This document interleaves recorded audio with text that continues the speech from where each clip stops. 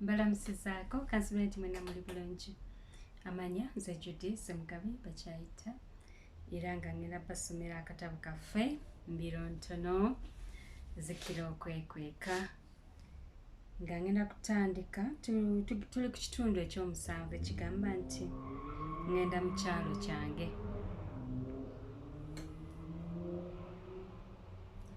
Enkoko nagikwata mumwa anti era seebaka ku tulo nga neetegekera olugendo lwange okugenda mu kyalo kyange. Nayambala bulungi nnyo era ne ŋŋenda mu nnyumba ennene okulya ekyenkya. Nga bulijjo olwamala okulya ne nnyambako nniina okuteeka ebintu ebikozesebwa ku Sabbaato mu bbuutu y'emmotoka. Era bwe baavuga okugenda ku kkanisa nange nenvuga okugenda mu kyalo kyaffe.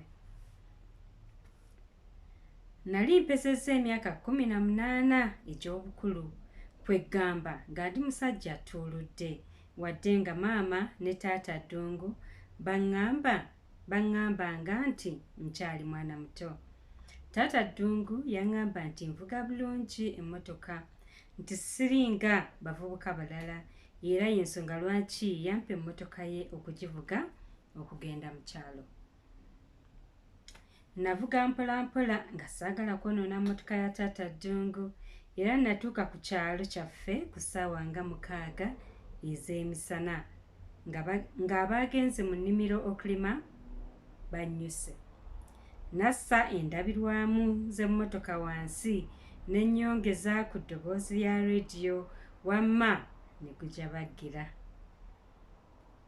Anti nali ntaddemu siddi ng'eyimba ennyimba z'eddiini empitirivu obulungi. Buli gwe nalabanga nga mumanyi nga nsooka ne nnyimiriza emmotoka ne mubuuzaako. Abantu baasanyuka nnyo okundabako era ne beewuunya nnyo nti omuvubuka gwe baali balowooza nti ajja kuba mukubi wa misota ku kyalo ng'azze yeevuga ate ng'anyirira okukamala. Wadde emmotoka teyali yange naye mu mutima gwange nawulira nga yange ddala. Nali sinnatuuka na mu maka gaffe nga baabagambye dda nga bwe ndi mu kitundu. Bazadde bange wamu ne baganda bange bonna baajaganya nnyo ng'abaali bakimezezza okwenjala olw'okundabako okuva oluvannyuma lw'ebbanga eddene nga tebandabako okuggyako nkumpulira ku kasimu. Maama wange bwe yandabako yagezaako okunsitula naye nga nzitowa okufaako bufi anti nange kavubuka yampa omubiri ate bw'ogattako aguuma ge nasitulanga ku kkanikiro wamma nange n'enzimba omubiri ddala ddala. Nalaba maama agezaako okunsitula ng'ate tansobola, nze kwe kumusitula mu bbanga. Abaaliwo bonna ne bantenda amaanyi. Taata wamu ne bato bange nabagwa bugwi mu bifuba bo saabasitula. Mukulu wange ye abeera mu Kampala omwo era akola mu kampuni ennene naye tetwekyalirangako kuba tayagala kukolagana n'abaavu naddala nze ataasoma. Olaba ne bazadde baffe abakyalirira bbalirirwe. Mukulu wange omuwala Naomi yeefumbiza ku kyalo ekituliraanye anti ssente ezimuweerera okusoma zaali zibuze. Maama yasalawo okufumba ekijjulo ekinnyaniriza kuba baali baludde okundaba. Nabawa ebirabo byabwe bye nali mbagulidde wamu n'ebyo maama ne taata ddungu bye baabaweereza. Nkugambye bakadde bange wamu ne bato bange baasanyuka nnyo okufuna ebirabo bye nabatwalira. Baabuukabuuka, abazina ne bazina, abayimba ne bayimba, kwegamba ekyali wali nga kiringa ekyali ku njovu ekavumba. Nange saali mubi nga ntandika kubanyumiza byonna bye ndabye mu kibuga.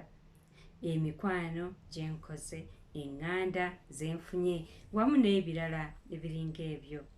Nabanyumiza era ne mbagamba nti ewa mwami Ddungu nafuuka mwana wa waka era tukolagana bulungi nnyo ddala. Emboozi yali egudde amakerenda era nga n'ekyemisana bwe kitokota mwami Musoke n'ayingirawo. N'adduka emisinde ne muwa akafumito era ne mwaniriza bulungi. Amangu ago taata yasikayo mangu kamwasa jjute n'akamusimba. Bwe namala okwaniriza era n'okubuuza mwami Musoke namwebaza nnyo nnyo okunneesiga n'anzikiriza okugenda mu kibuga okukola ne mutoowe mwami Ddungu.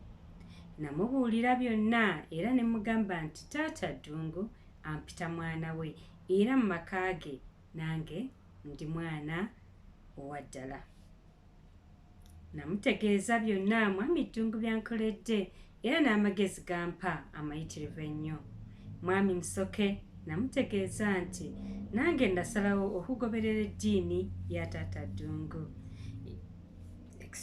Era namugamba nga bwe ndi omusanyufu ennyo. Nabanyumiza ebikwata ku kanikiro, bakozi bannange wamu n'ebirala bingi ddala.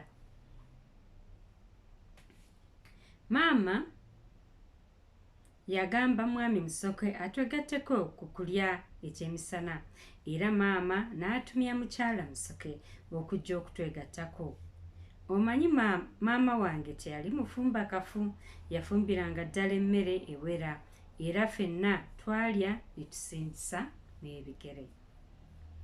Nabanyumiza ebirungi n'ebibi ebiri mu Kampala era ne mbanyumiza ekyantuukako lwe nasooka okulaba kabuyonjo ey'omu nnyumba.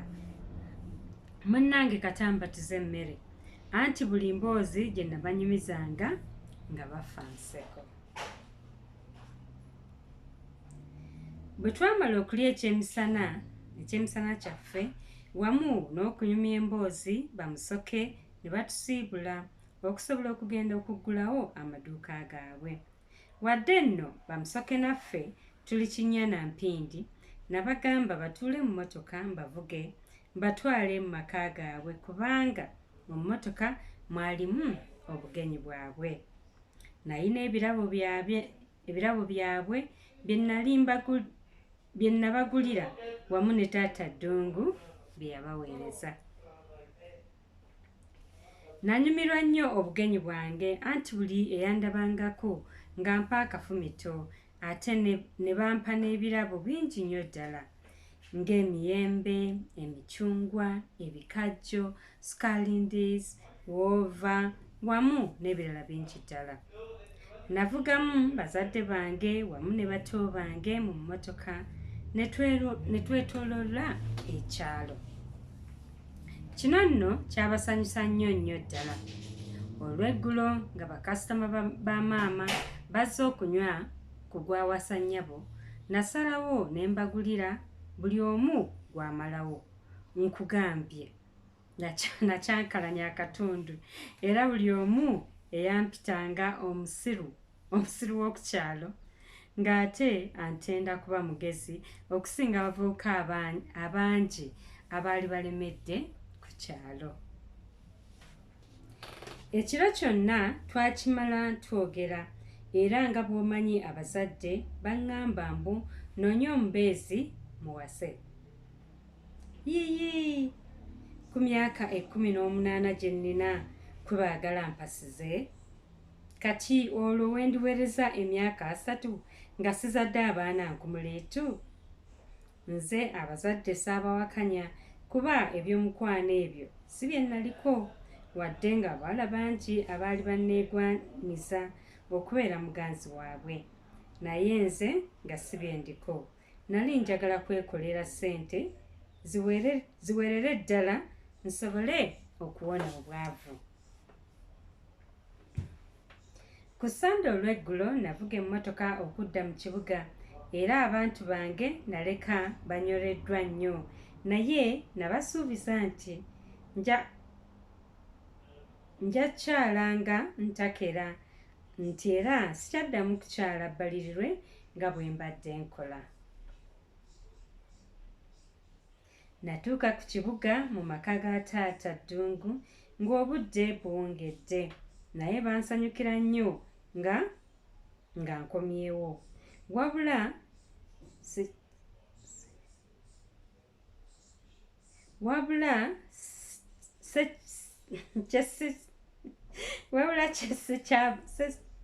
kye sikyabatwalira nga mu kyalo tekiriiyo.